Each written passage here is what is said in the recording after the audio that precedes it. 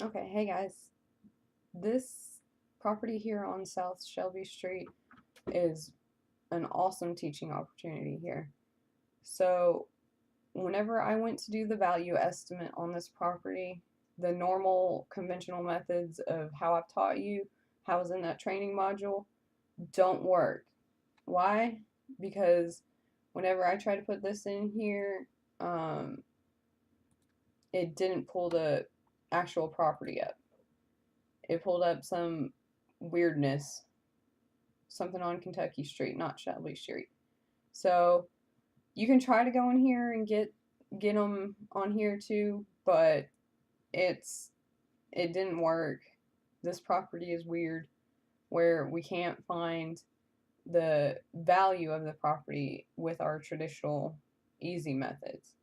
So how I came up with the value estimate that I came up with, which is this 135,000, I thought about who I would be selling it to on the back end of things. So it's a multiple unit apartment building. So I'm probably going to end up selling this property if we can get it under contract with Kenneth, sorry. We're going to be selling it to a landlord. So based on being a landlord myself and being interested in real estate investing, I know that landlords want their total rent generated monthly to be 2% of the purchase price of the property. So, how did I figure out how much rent this property would generate? What I did was I saw in here that Ian said that it's 3 units, they're each 2 bedrooms. So there's a website called rentometer.com, and here, let me just go to the homepage.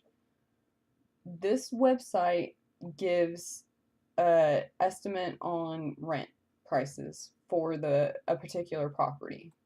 So let's put the address in here.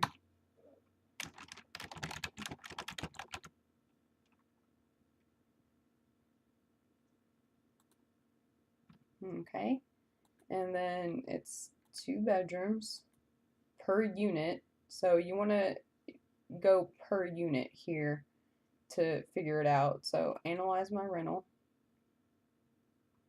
Okay, when I see this, I'll take the lower number. It's safer. Just go with the lower number there.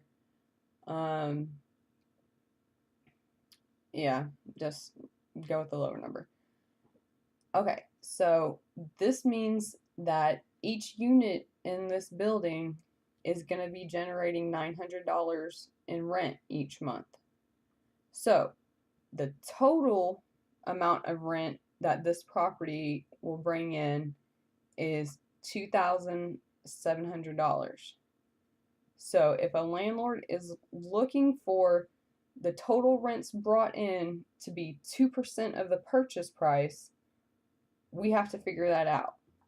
So to do that, this is the formula I use. So you need to figure out that 2,700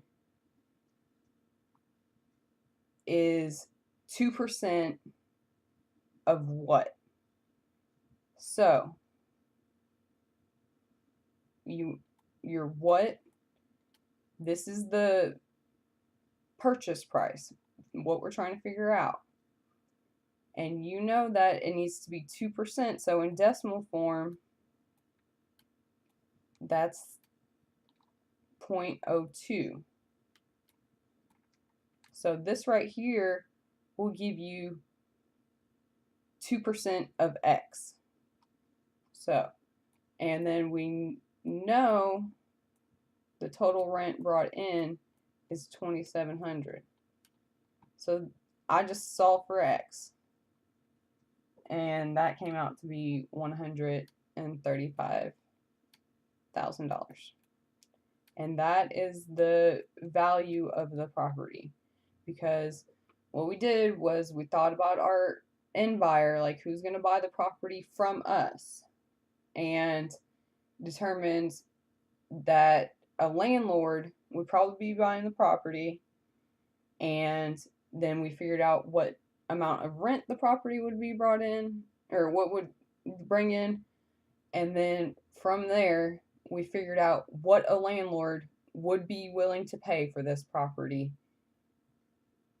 in the end. So this number right here, though, this 135,000, that is not going to be the offer price that we make to Kenneth. That is what the property is worth, completely fixed up. And we never offer what the property is completely fixed up. So we'll get to there later on, but this is the estimated value, and that's how we figured it out. Please let me know if you have any questions. This is pretty advanced stuff. We'll get there. I don't know if you guys are there yet, but I thought it would be a good way to kind of give you a little bit of a, rundown on how I determine values. Typically, we're going to have the easy ones where we can go to Zillow and Realtor and Redfin and all these websites to figure it out, but this one we couldn't do that with. We kind of had to just work it out. So, like I said, this is advanced. That's fine. We'll work on it. We'll get there. So, just let me know if you guys have any questions about this, and we'll figure out what we need to offer them tomorrow.